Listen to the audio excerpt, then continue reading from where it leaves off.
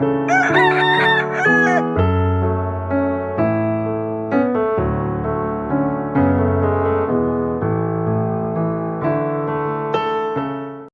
என்னும் போஜனத்தின் போது பஸ்கா प्रवचन के समय पर அது யூதர்கள் கடைபிடித்து வந்த அந்த பண்டிகையை இயேசு ஆசரிக்கிறார்.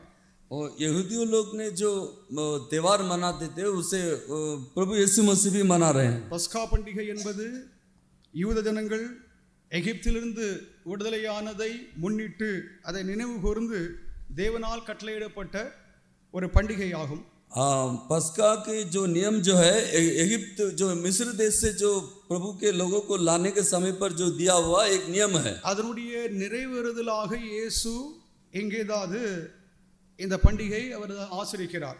उस नियम को पूरा करने के लिए प्रभु यीशु मसीह यहाँ पर इस नियम को पूरा कर रहे हैं. ஆண்டவராக இயேசு கிறிஸ்து விசுவாசிக்கிறவர்கள் உலகத்திலிருந்து விடுதலையாக்கப்பட்டு हाँ प्रभु यीशु मसीह को जो विश्वास करने वाले संसार से छुटकारे पाके தேவனோடு ஒப்புரவாகிறதும் தேவனோடு ஐக்கியப்படுகிறதையும் இங்கே இயேசு இங்கே ஏதாவது நிரூபிக்கிறார். प्रभु परमेश्वर से मेल मिलाप होने का एक नियम को यहाँ पर नियम नियुक्त कर रहे हैं. பஸ்கா போஜனம் இருக்கையில் அவர் நடப்பித்ததை நாம் இந்த தினத்திலே தியானிக்க இருக்கிறோம். इस पस्का के जो नियम को जो बताने वाला बातों को हम ध्यान करने के लिए आ रहे हैं. ஒரு வசனத்தை நாம் வாசிப்போமாக. एक वचन को हम पढ़ सकते हैं. யோவான் எழுதின சுவிசேஷம் 13ஆம் அதிகாரம் 1வது வாக்கியம். யோவான் ரचित सुसमाचार 13 अधिकार पहला वचन. பஸ்கா பண்டிகை முன்னே இயேசு உலகத்திற்கு பிதாவினிடத்துக்கு போகும்படியான தம்முடைய வேலை வந்தது என்று அறிந்து தாம் இவ்வுலகத்திலிருந்து தம்முடைய இடத்தில் அன்பு வைத்தபடியே முடிவு பரியந்த இடத்தில் அன்பு வைத்தார். இயேசுவின் அன்பு प्रभु यीशु मसीह का प्रेम. பஸ்கா பண்டிகைக்கு முன்னே இயேசு இவ்வுலகத்தை விட்டு பிதாவினிடத்திற்கு போகும் படியான தம்முடைய வேளை வந்தது என்று அறிந்து தாம் இவ்வுலகத்தில் இருக்கிற தம்முடையவர்களிடத்தில் அன்பு கூர்ந்தபடியே முடிவு பரியந்தமும் அவளிடத்தில் அன்பு கூர்ந்தார் என்று இங்கே யோவான் எழுதுகிறார். தேவனுடைய நாமத்திற்கு மகிமை உண்டாவதாக. परमेश्वर पवित्र नाम की स्तुति हो. இயேசுவின் அன்பு முடிவற்ற அன்பாகும். प्रभु यीशु मसीह का प्रेम एक अविनाश प्रेम है. இயேசு எல்லாரிடம் அதாவது அன்பு கூறுகிறார். प्रभु यीशु मसीह सारे लोगों से प्रेम करता है. தம்முடைய அன்பின் தியாகத்தை அவர் வெளிப்படுத்துகிறார். अपने प्रेम के उस त्याग को प्रकट करते हैं. தம்முடைய ஜீவனை தம்முடைய வாழ்க்கையை அன்பின் அடிப்படையிலே அவர் அதாவது மனிதர்களுக்காக அவர் ஒப்பு கொடுத்தார். अपने जो प्रेम को लोगों के लिए बांटा. இயேசுவானவர் அவரை பின்பற்றினவர்கள் எல்லாரிடமும் தேவன் அன்பாகவே இயேசு இருந்தார். हाँ यीशु मसीह के ऊपर जितने भी प्रेम रखते थे सबके ऊपर यीशु मसीह प्रेम रखते थे. நாம் இதை போன்ற ஒரு நாளிலே இயேசுவானவர் எருசலேம் பட்டணத்திலே தேவாலயத்தின் ஒரு ஏதாவது பகுதியிலே அவர் கூடுகிறார். हाँ ऐसे ही दिनों में यीशु मसीह अपने चेलों के साथ परमेश्वर के भवन में इकट्ठा हो रहे हैं. இது பரிசுத்த வியாழன் என்று சொல்லி அழைக்கப்படுகிறது. ये पवित्र गुरुवार करके कहते हैं. பொதுவாக கிறிஸ்தவர்கள் மத்தியிலே புனித வியாழன் என்று சொல்வார்கள். हाँ मसीह के लोगों में पवित्र गुरुवार करके कहते हैं. இந்த இதை போன்ற ஒரு வியாழன் என்று ऐसे गुरुवार के समय पर ஒரு புதிய கட்டளையை தம்முடைய அப்போஸ்தலர்களுக்கு தம்முடைய சீஷர்களுக்கு அவர் கொடுக்கிறார். इस नया नियम को अपने चेलों को बता रहे हैं. இந்த அதாவது ஆங்கிலத்திலே மவுண்டி தர்ஸ்டே என்று சொல்லி சொல்வார்கள். अंग्रेजी में माउंडी थर्सडे करके कहते हैं. மவுண்டி என்றால் லத்தீன் மொழியில் அதாவது மேண்டேட்டம் அதாவது கட்டளை என்றதாவது வார்த்தையாகும். माउंडी के मतलब जो लतीन के भाषा में आज्ञा का बारे में बताते हैं. இயேசு ஒரு புதிய கட்டளையை அவர் தம்முடைய சீஷர்களுக்கு தம்முடைய அப்போஸ்தலர்களுக்கு அதாவது அவர் கற்றுக் கொடுக்கிறார். ओ यीशु मसीह ने अपने चेलों को एक नया बातों को शिक्षा दे रहे हैं. அவர் அதாவது அவருடைய வாழ்க்கையிலே அவர் போதித்ததை அவர் நடப்பித்து அவர் காண்பித்தார். हाँ अपने जीवन में जो चलता था उसे उसने प्रकट करके बताया. அவர் வெறும் அதாவது போதனை செய்தவர் மாத்திரமல்ல, वो खाली भाषण ही नहीं दिया. அவர் அதாவது எப்படி போதித்தாரோ அப்படி அந்த போதனையின்படி அவர் ஜனங்கள் மத்தியிலே செய்து அவைகளை ஏதாவது நிரூபித்து காண்பித்தார். जैसे उसने प्रचार किया वैसा करके भी दिखाया. அது மாத்திரமல்ல, इतना ही नहीं அவர் அதாவது அப்போஸ்தலர்களுக்கு தாழ்மையை கற்றுக் கொடுத்தார். अपने लोगों को उसने नम्रता सिखाई. தாழ்மையும் அன்பும் அதாவது இணைந்து இருக்கிறது. नम्रता और मोहब्बत आके जुड़ी हुई है. பொதுவாக உலகமானது அதாவது பெருமையில் அகம்பாவத்தில் சிக்கி இருக்கிறது. दुनिया जो है कि अकड़ के घमंड से भरी हुई है. பிள்ளைகளாக இருக்கிற நாம் அன்புள்ளவர்களாக பொறுமை உள்ளவர்களாக தாழ்மை உள்ளவர்களாக இருக்க வேண்டும் என்று ஆண்டவர் நமக்கு கற்றுக் கொடுக்கிறார். ये सिखाते कि हम जो है कि धीरज धरना है, सब्र रखना है और आके औरों से मोहब्बत रखने वाले होने चाहिए। இயேசு அது தம்முடையதாவது ஒரு கிரியைகளினாலே அதை கற்றுக் கொடுக்கிறார். वो अपने कामों से अपने अमल से दिखाता है। அவர்தாவது தம்முடைய அப்போஸ்தலர்களுக்கு அவர்தான் கீழ்ப்படிந்து இருக்கவில்லை. वो अपने प्रेरितों के अधीन न रहे। அப்போஸ்தலரிடம் தாழ்மையாக இருந்தார் என்றால் அவர் தேவனுக்கு கீழ்ப்படிந்து இருந்தார், தேவனிடம் தாழ்மையாக அவர் இருந்தார். और प्रभु के सम्मुख आके वाके अधीन रहा करके देखते हैं, ये प्रेरितों के नहीं।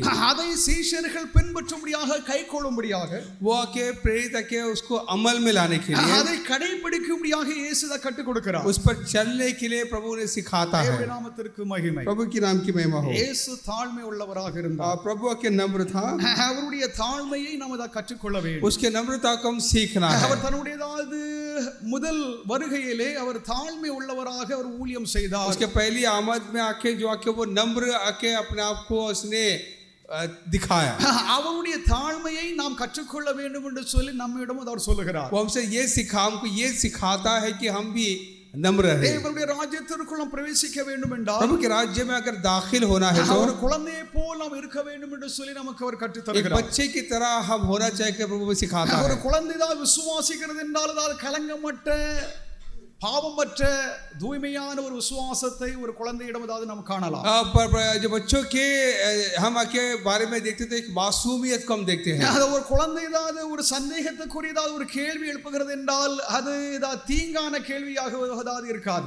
जो बच्चे सवाल उठाते थे उसको क्या कोई छल कपट नहीं होता। அதில் ஏதாவது ஒரு தாழ்மை, அதில் ஏதாவது ஒரு அன்பு இருக்கும். उसमें नम्रता होती है, मोहब्बत होती है। இயேசு தம்முடைய சீஷர்களிடம் தாழ்மையை கற்றுக் கொடுக்கிறார், அன்பை அவர் கற்றுக் கொடுக்கிறார். अपने चेलों को यीशु के नम्रता को सिखाता है, प्यार को सिखाता है। அன்பை वो प्यार को தன்னுடைய தியாகத்தின் மூலமாக அதை செய்து அவர் காண்பிக்கிறார். वो एक के बलिदान देके उसे आके बताता है। அதை பஸ்கா போஜன தண்டு யூதர்கள் எல்லோரும் ஆங்காங்கு பஸ்கா போஜனத்தை அவர்கள் செய்து கொண்டிருக்கிறார்கள். आज फसह का त्योहार जो के यहूदियों मना रहे हैं। இயேசுவும் யூதனாக இருந்தது நிமித்தம் प्रभु यीशु भी यहूदी था, அந்த பஸ்கா போஜனத்தை அவர் அனுசரித்தார். उसे उस फसह को उसी ने भी मनाया। ஆனால் அந்த பஸ்கா போஜனத்திலே வேறு ஒரு சித்தாந்தத்தை அங்கே நிறைவேற்றுகிறார். एक नया के सबक को आके प्रभु यीशु सिखाता है। தேவனுடைய நாமத்திற்கு மகிமை. प्रभु की नाम की महिमा। அவருடைய இந்த சித்தாந்தம் கிறிஸ்துவ மார்க்கத்தின் மைய பொருளாக वो இருக்கிறது. शिक्षा जो है के जाके मसीहत का के और मध्यस्थ है, वो है देखते हैं। கிறிஸ்தவர்கள் என்றால் அன்பு உள்ளவர்கள் என்று சொல்லி உலகமே எல்லாம் அறியும். आज मसीही अगर कहें तो आके प्यारे लोग हैं। தேவனுடைய பிள்ளைகளாக இருக்கிற நாம் கிறிஸ்துவின் அன்பை நாம் வெளிப்படுத்த வேண்டும் என்று ஆண்டவர் நம்மோடு பேசுகிறார். प्रभु हमसे ये बातें करते हैं कि हम आके मसीह की मोहब्बत को जाहिर करना இதை है। போன்ற ஒரு நாளில் இயேசு நடப்பித்ததை நாம் மறுபடியும் நினைவு கூர்ந்து அதை பேக் பின்னால் நாம் जो போகிறோம். यीशु ने जो करके दिखा उस समय के दोहराना है। இயேசு எப்படி எல்லாம் நடந்திருப்பார், प्रभु कैसे चले, அவர் எப்படி எல்லாம் பேசி இருப்பார், कैसे बात किए என்பதை நாம் நம்முடைய மனக்கண்களிலே நாம் கொஞ்சம் யோசித்து சிந்தித்து பார்க்க हमारे வேண்டும். मन के ख्याल में आके उसे सोचे हम। ஒன்று, पहली बात, நாம் ஒரு மூன்று முக்கியமான அத்தியாவசியமான ஒரு காரியத்தை நாம் இந்த தினத்தில் நாம் கற்றுக்கொள்வோம். तीन खास बातों को हम सीखना है। ஒன்று, இயேசுவின் அன்பின் சேவை.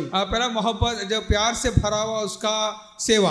இதை போன்ற ஒரு நாளில் மாலை வேளையில், ऐसे एक समय में शाम के समय, முக்கியமாக ஒரு இரவு நேரத்திலே, रात के वक्त, பொதுவாக இதற்கு இரவு பந்தி என்று சொல்வார்கள், லாஸ்ட் சப்பர் என்று சொல்வார்கள், आखिरी भोजन कहते हैं।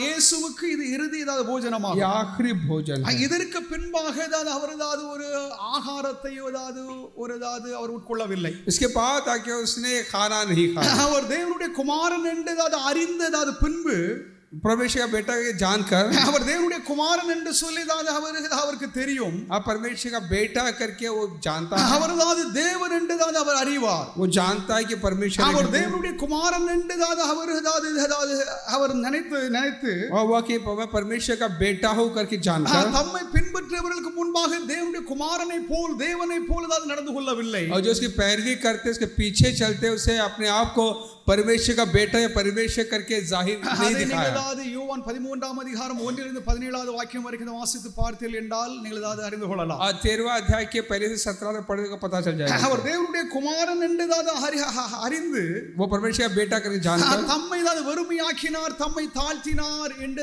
யோவான் எழுதுகிறார். अपने आप को खाली किया, नम्र किया करके देखते हैं। அவர் என்ன செய்தார் என்றால், क्या किया, தம்மை பின்பற்றின சீஷர்கள் அப்போஸ்தலருடைய அசுத்தமான பாதங்கள்.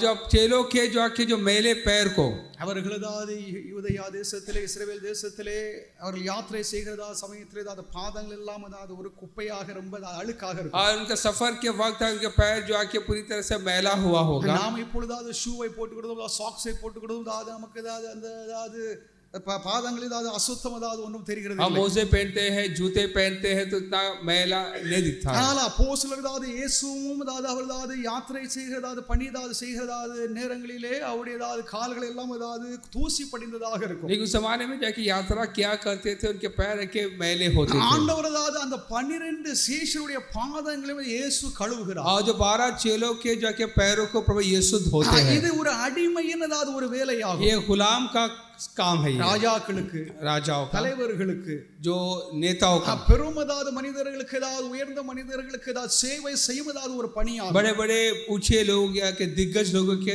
जगह करने वाला सेवा है. பாதங்களை ஏதாவது கழுவுவது ஏதாவது ஒரு அடிமையின் ஏதாவது ஒரு தொழில் இல்ல வேலையாகும். और उनका पैरों को धोना एक गुलाम का काम होता है. இயேசுதாது தாமதாது தேவனுக்கு முன்பாக ஒரு அடிமை என்பதை ஏதாவது அங்கேதாவது வெளிப்படுத்தி காண்பிக்கிறார். यहाँ पर वो ये जाहिर करता है कि प्रभु यीशु जो है कि प्रभु के नजरों में सामने நாம் गुलाम அறிந்து கொள்ள है. வேண்டியது உண்மை என்னவென்றால் ஏதாவது அந்த இடத்தில் ஏதாவது யூதாசும் இருந்தான். उस बीच में यहूदास भी था. தன்னை காட்டி கொடுக்கும் ஏதாவது காட்டி கொடுக்கிறவனையும் ஏதாவது ஆண்டவர் தானுடைய பாதங்களையும் ஏதாவது இயேசு जो पकड़ा கழுவுகிறார். गया यहूदास का ही प्रभु ने पैर धोया. யூதாஸ் மாத்திரமல்ல, यहूदास ही नहीं, பேதுரும் ஏதாவது இயேசுவை காட்டி கொடுப்பார் என்று சொல்லி இயேசுவுக்கு पतरस தெரியும். जानता था कि यीशु जानता था இயேசு कि ஏதாவது पतरस எல்லாரும் पकड़वाएगा. விட்டு ஏதாவது ஓடி போவார்கள் என்று சொல்லி இயேசுவுக்கு நன்றாக தெரியும். यीशु को अच्छी तरह पता, सब அப்படி भाग தெரிந்திருந்த जाएंगे. போதிலும் அவருடைய பாதங்களை இயேசு கழுவினார். ஹalleluya. हालेलुया. जानने के बावजूद भी प्रभु यीशु के पैर धोया. அது தேவனுடைய அன்பாகும். ये प्रभु का प्रेम है. அதை நாம் கற்றுக்கொள்ள வேண்டும். हम सीखना है. நாம தான் நம்முடைய வாழ்க்கை எப்படி இருக்கிறது? हमारी जिंदगी कैसी है? நம்முடைய வாழ்க்கை தான் பெருமை அகம்பாவம் இருந்தால் நாம தான் உயர்வை நாம் அடையவே மாட்டோம். हमारी जिंदगी में घमंड होगा तो हम आके कामयाब नहीं हो सकते. இயேசுதான் தம்மை பின்பற்றவர்களுடைய பாதங்களை இயேசுதான் கழுவினார், அதை சுத்திகரித்தார். जो उसके पीछे चलने वालों के पैरों को प्रभु यीशु ने धोया. பேதுரு தடை செய்கிறார். पतरस रोकता है. ஐயோ நானதாவது பாவியான மனிதனதாவது என்னுடைய பாதங்களை நீ கழுவுகிறீர் என்று சொல்லி கேட்கிறார். मैं इस काबिल नहीं कि तुम मेरे पैरों को धो. நானதாவது உன்னுடைய பாதங்களை கழுவவில்லை என்றால், अगर मैं तुम्हारा पैर नहीं धोया, உனக்குதாவது என்னிடமதாவது பங்கு இல்லை என்று சொல்லி இயேசுதான் திட்டவட்டமாக அறிவிக்கிறார். तुम्हारा मेरे साथ कोई हिस्सा नहीं அப்ப कहा. இயேசுவினதாவது அந்த அன்பை அந்த தாழ்மையதாவது நீ கவனித்து பாருங்க. उसका प्यार को, उसका नम्रता को हम देखें. இயேசு நம்மிடமதான் அதைத்தானதாவது கற்றுத் தருகிறார். நீங்க அன்பாக இருங்கள், தாழ்மை உள்ளவர்களாக இருங்கள், விட்டுக் கொடுங்கள் என்று சொல்லி ஆண்டவர் यीशु சொல்கிறார். कहता है कि हम आके नम्र रहे, आगे प्यार करें. இது வெறுமதாவது ஒரு உணர்ச்சி அல்ல. ये कोई एहसास It's नहीं just है. not a feeling. ये कोई एहसास नहीं है. அதாவது ஒரு உணர்ச்சி வசப்பட்டதாவது நம்மதாவது அன்பு கூறுகிறது என்பது அதுதாவது நம்முடைய வாழ்க்கையிலாவது அது சாத்தியப்படாது. ये जज्बाती होके मोहब्बत करना நீங்கள் ऐसा அன்பு नहीं है. கூற வேண்டும் என்று ஆண்டவர் கட்டளையிடுகிறார். प्रभु हमें ये हुक्म देता है कि मोहब्बत இதை करें. போன்ற ஒரு நாளிலேதாவது ஆண்டவர் கொடுத்ததாவது பிரதான கட்டளை. इससे ऐसे वक्त में प्रभु यीशु ने दिया बड़ा हुक्म. உங்களிடமதாவது அன்பாக இருந்தது போல उसे ये हुक्म दिया कि जैसा मैं तुमसे அப்ப मोहब्बत இயேசு रखी, அந்த அன்பை வெளிப்படுத்தி அதைதாவது திருஷ்டாந்தப்படுத்தி அவர் காட்டுகிறார். उसे उस मोहब्बत को एक आके क्रिया के जरिए दिखाता அதை है. நாம் தான் செய்யலாமா, அதாவது செய்ய வேண்டுமா, செய்யதாவது கூடாதா என்பது நம்முடைய வாழ்க்கையிலாவது காரியமாக जो हम करना है नहीं करना है करके हमारी जिंदगी का वो இயேசு कार्य है. சொல்கிறார் என்றால் அதாவது உன்னுடைய பாதங்களை நான் கழுவவில்லை என்றால் உனக்கும் எனக்கும் சம்பந்தம் இல்லை, உறவு இல்லை என்று சொல்லி ஆண்டவர் திட்டவட்டமாக சொல்கிறார். साफ साफ कहा कि अगर मैं तेरा पैर नहीं धो तो तेरा कोई हिस्सा नहीं. தாழ்த்தி தன்னுடைய ஜீவனை, தன்னுடைய வாழ்க்கை, உடலை ஒப்பு கொடுத்தார். अपने सर झुकाकर जीवन को दिया. आप देखते हैं தலையில இருந்து கால் வரைக்கும் என்னை குளிப்பாட்டும், என்னை சுத்திகரியும் என்று சொல்லி தன்னை ஒப்பு கொடுக்கிறார். उसने पत्थर से अपने आप को आके सुपुर्द किया कि मेरे पैरों की बल्कि मेरे आके पूरे बदन को आपके धो कर. ஆண்டவர் நம்மோடு பேசுகிறது மாத்திரமல்ல, प्रभु यीशु हमसे बातें नहीं करता, அவர் நம்மோடு செய்து காண்பித்ததை நமக்கு ஒரு மாதிரியாக இருக்கிறது. हमको एक नमूना दिया है. அதுதான் ஒரு தாழ்மையான வாழ்க்கை, एक नम्र जिंदगी. நம்முடைய வாழ்க்கை பெருமை அகம்பாவம் நம்முடைய குடும்பங்களிலே இருந்தால், घमंड अगर हमारी जिंदगी में होगी तो, நம்முடைய ஊழியங்களிலே இருந்தால், हमारा सेवा में होगी तो, ஒருவர் நம்முடைய பழக்கங்கள் வழக்கங்களிலே, हमारी आदतों में, हमारे बातचीत में பெருமை அகம்பாவம் நம்மை ஒருபோதும் உயர்வுக்கு கொண்டு செல்லாது. कामयाबी में आके वो अखड़, वो घमंड में कामयाबी तक नहीं पहुंचा सकती. அது பிறருக்காக சேவை செய்யும் அன்பின் சேவையாகும். वो औरों के लिए खिदमत करना या सेवा करने का मोहब्बत से बड़ा सेवा है. அன்பான ஒரு சேவையை ஏதாவது தம்முடைய சீஷர்களுக்கு முன்பாக செய்து அதை நிறைவேற்றி ஏதாவது அதை वो காண்பித்தார். प्यारा सेवा को जब प्रभु यीशु ने आके क्रिया करके दिखाया। இரண்டாவது दूसरा இது ஒரு புதிய கட்டளையாகும். एक नया हुक्म है।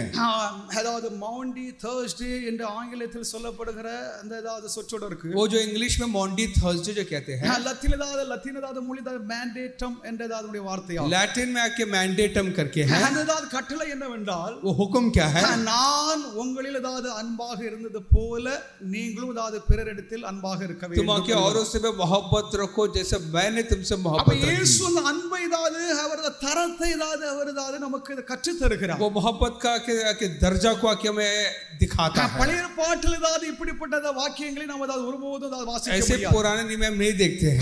தேவன் ஏதாவது ஜனங்கள் மீது ஏதாவது அன்பாக இருந்தார். प्रभु आके इंसान से मोहब्बत रखता தேவன் था, ஜனங்களை ஏதாவது நேசித்தார், அன்பு கூர்ந்தார். इंसान से मोहब्बत रखता था। ஆனால் ஏதாவது தேவன் ஏதாவது எங்கேயும் ஏதாவது நான் செய்கிறத போல நீங்கள் செய்ய வேண்டும் என்று சொல்லி ஏதாவது எங்கேயும் அவர் சொல்லவில்லை. ऐसा कहीं नहीं कहा कि मैं जैसा करता हूं वैसा करो करके। அதனால் தான் இந்த தினத்தில் ஏதாவது உங்களுக்கு ஏதாவது சொல்லுகிறதாவது இந்த பிரசங்கத்திலே आज के जो कार्य जो है அவர் தேவனுடைய குமாரன் என்று அறிந்து, परमेश्वर का बेटा करके அவர் जान தேவன் कर, என்று அறிந்து, प्रभु करके जान அவர் कर தம்மை ஏதாவது தாழ்த்தி ஒரு ஏதாவது பாடத்தை தான் கற்றுத் தருகிறார். अपने आप को नम्र किया, हमें एक सीख दिया।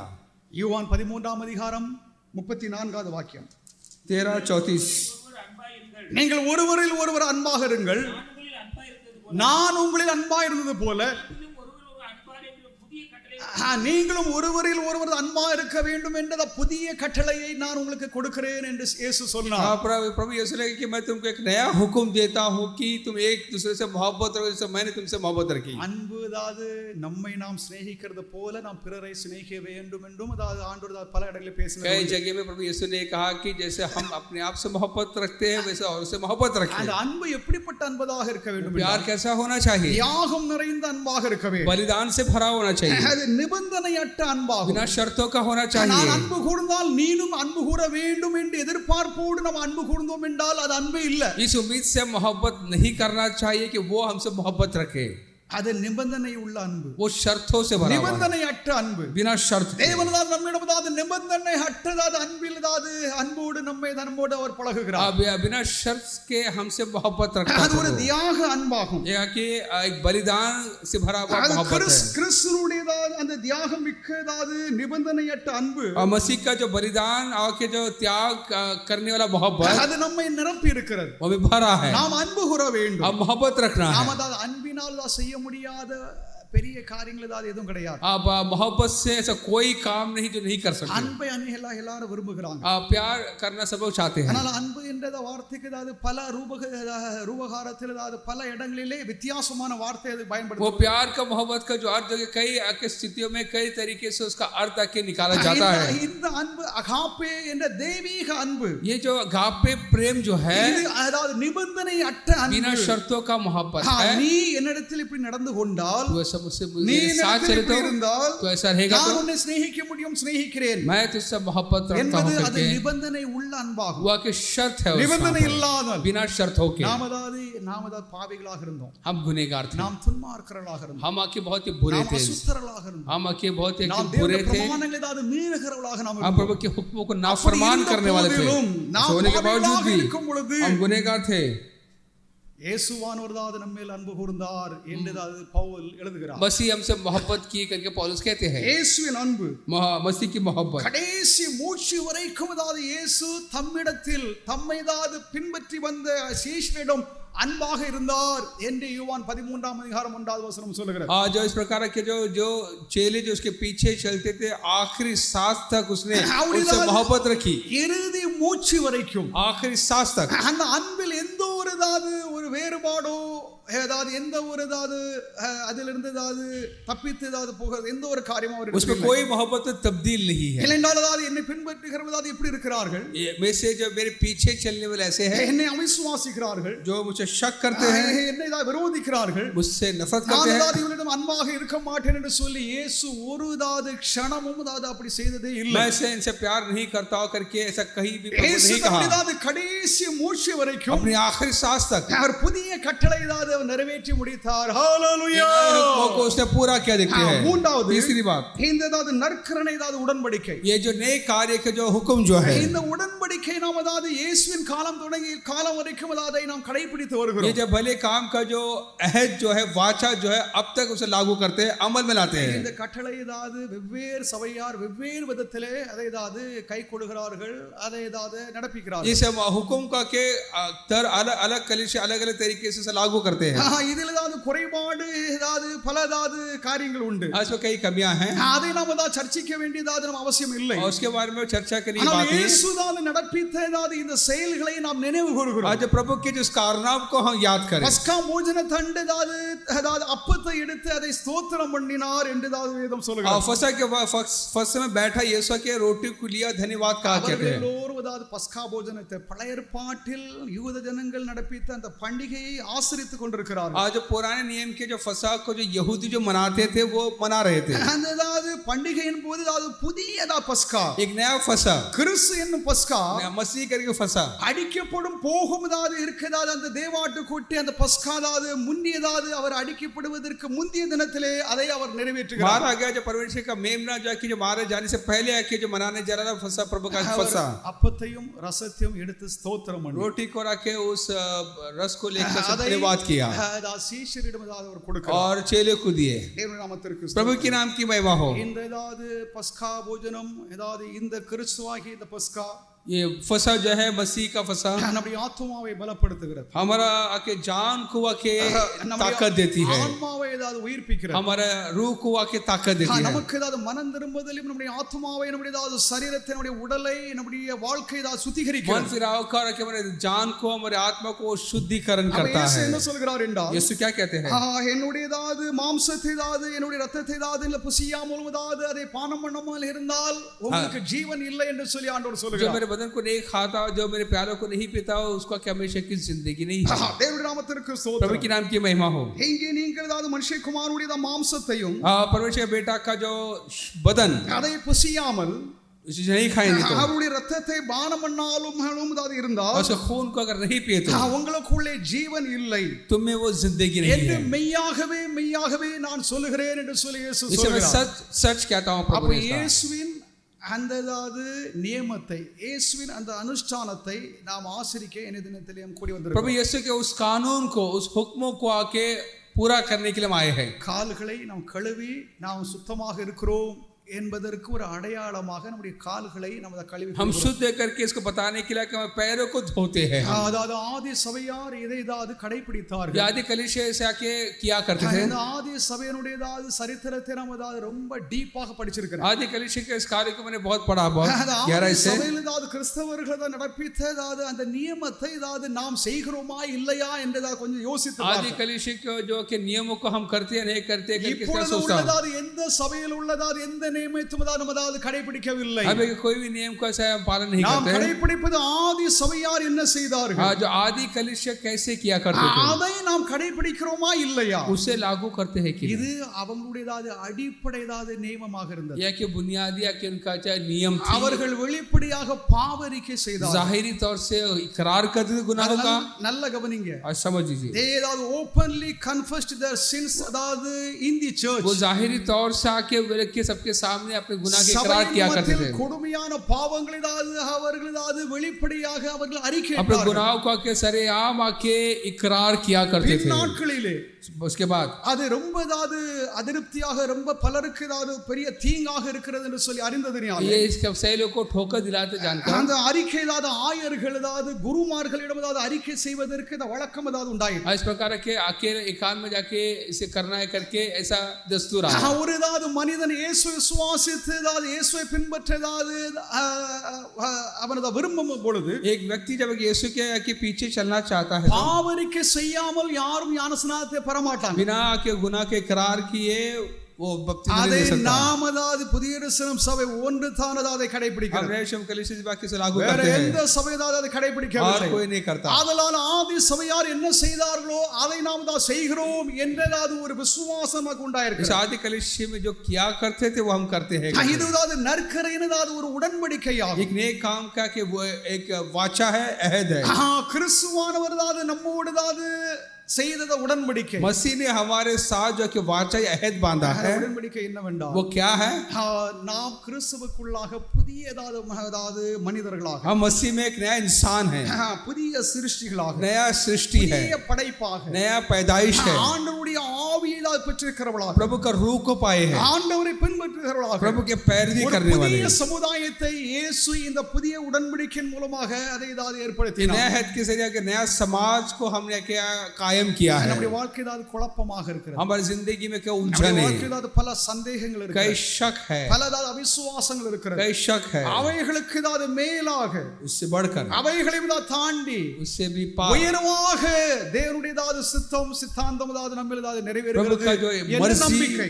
हमारी जिंदगी में पूरा होता है करके हम आके करते विश्वास, அவருடைய மாம்சத்தையும் அவருடைய ரத்தத்தையும் ஏதாவது பானம் பண்ண வேண்டும். उसका बदन उसका खून को हम ஆதி சபையார் लेना है। செய்த இதை ஏதாவது துன்மார்க்க எதிரிகள், और जो आदि कलिश जो कर रहे थे, இவர்கள் ஏதாவது நர மாம்ச பட்சிணிகள் என்று ஏதாவது குற்றம் சாட்டினார். ये क्या राक्षस है क्या? இவர்கள் ஏதாவது மனித மாம்சத்தை மனித ரத்தத்தை ஏதாவது புசித்து ஏதாவது அடிச்சு ஏதாவது குடிக்கிறவன், इंसान के बदन को और खून को पीने वाले, என்றதாவது ரோமானியர்கள் ஏதாவது குற்றம் சாட்டினார். ऐसे रोब आके उनके ऊपर அது इल्जाम लगा रहे அது हैं। அப்படிதானா என்று சொல்லி ரோம அரசாங்கமானது அது ஒற்றர்களை அனுப்பியதாவது எல்லா தேடுதல் வேட்டையை செய்தது. ये सही बात है कि उन्होंने के जांच पड़ताल की, அவர்கள் ஏதாவது பாவம் वो लोग आके தங்களுடைய मासूम हुए, ஆத்துமாவை தாழ்த்தி अपने जान को नम्र करके தேவகுமாரனாகிய இயேசு கிறிஸ்துவை परमेश्वर के बेटे को நினைவு கூர்ந்து அவர்களாவது ஒரு சாதாரண ஒரு அப்பத்தையும் ஒரு ரசத்தையும் ஏதாவது சாப்பிடுகிறாங்க அப்படின்னு சொல்லிட்டு याद அரசர்களுக்கு ஏதாவது செய்தி அனுப்பினார். याद करने के लिए कि एक रोटी और के प्याला को रस को के पिए कर पिए இந்நாட்களில் நாம் ஏதாவது செய்கிற ஒவ்வொரு இந்த ஏதாவது அனுஷ்டானங்களும், हम जो करने हर एक हमारे कार्य, இதற்கு ஏதாவது பல எதிரிகள் ஏதாவது பல ஏதாவது துர் அபிப்பிராயங்கள் ஏதாவது துர் ஏதாவது வார்த்தைகள் ஏதாவது பேசுவது ஏதாவது உண்டு, பேசுவார்கள். इसके खिलाफ उठने लिए कई विरोधी भी है, ஆனால் அது உண்மை அல்ல. वो सही नहीं है। நாம் இயேசுவை தொழுது கொள்கிறோம், हाँ प्रभु यीशु की आके இயேசு मानते தேவனுடைய हैं, குமாரன் என்றும் परमेश्वर का बेटा அவர் करके தேவன் என்றும் நம்ம ஏதாவது அறிக்கை எடுக்கிறோம். प्रभु के लिए इकरार करते हैं। ஹalleluya. हालेलुया। இந்த அறிக்கையின் அடிப்படையிலே इस इकरार के बुनियाद தேவன் தம்முடைய ஜீவனை தன்னுடைய வாழ்க்கை நமக்காக தியாகமாக கொடுத்தார். अपने जीवन को हमारे खातिर निछावर किया, அதை நாம் ஏதாவது கைக்கொள்ளும்படியாக விசுவாசித்து அதை கடைபிடிக்கும்படியாக வந்திருக்கிறோம். उसे के लागू करने के लिए अमल में लाने के लिए हम आके जमा हुए हैं। நாம் ஏதாவது திருவிருந்தை நாம் ஆசரிப்போம். और परमेश्वर के भोजन कब लेंगे? நம்முடைய வாழ்க்கையில் ஏதாவது இருக்கும் ஏதாவது குறைகள் ஆண்டவர் பெருமையில்லாதவைகளை நாம் ஏதாவது நம்முடைய மனதிலே அதை அறிக்கை செய்து விட்டு हमारे जो के जो जिंदगी में जो गुजरी हुई गुनाहों को पापों को हम मन में इकरार करके அறிக்கை செய்து அது போய் நம்முடைய கால்களை கழுவி இந்த திருப்பந்தியை நாம் ஆசரிப்போம். इकरार करके और आके अपने पैरों को धोकर इस प्रकार इसमें आके भाग ले हम। கர்த்தர் ஏதாவது நம்மிடம் பேசுகிறார், प्रभु हमारे साथ बात ये करते हैं, கர்த்தர் தம்முடைய அன்பை ஏதாவது நமக்கு प्रभु வெளிப்படுத்துகிறார். अपनी मोहब्बत को जाहिर करता है, கர்த்தருடைய அன்பு மகா பிரியமானது, प्रभु की मोहब्बत बड़ी है, அவருடைய சேவை அவருடைய பணிவான வாழ்க்கை நமக்கு ஏதாவது பெருமதாத அடையாளங்களாக இருக்கிறது. उसका सेवा उसकी नम्र जिंदगी हमारी एक मिसाल है। இயேசுவை நாம் கற்றுக்கொள்வோமாக, यीशु से सीखे, இயேசுவை நாம் பின்பற்றுவோமாக, यीशु के पैरवी करें, இயேசுவே நம்முடைய இரட்சகர். यीशु हमें उद्धार करता है। அதாவது நாளை தினம்தான் அதாவது அவர் மரிக்க போகிறார். कल ही मरने वाले हैं, ஆனால் அதாவது அவர் மரணத்திற்கு முந்திய தினத்திலேயே मरने से पहले ही தன்னுடைய வாழ்க்கை தன்னுடைய ஜீவனை தன்னுடைய குருதியை அவர் ஜனங்களுக்காக கொடுத்துட்டார். अपनी जिंदगी में लहू के इंसान के दे दिया। அவருடைய நோக்கம் மகாதாது உண்மையாக மகாதாது நேர்த்தியாக நேர்மையாக இருந்தது. उसका जिंदगी बहुत एक सीधा साधा था, அவரை நாம் பின்பற்றுகிறோம், उसके पीछे चलते हैं, இந்த பந்தி ஆசிரியக்க நாம் வந்திருக்கிறோம். प्रभुजन को लेने के लिए கர்த்தர் இந்த பந்தி ஆசீர்வதிப்பாராக. प्रभु इस प्रभु को आशीष करें, கர்த்தர் இந்த வார்த்தையை ஆசீர்வதிப்பாராக. प्रभु इस वचन को आशीष करें। ஹalleluya.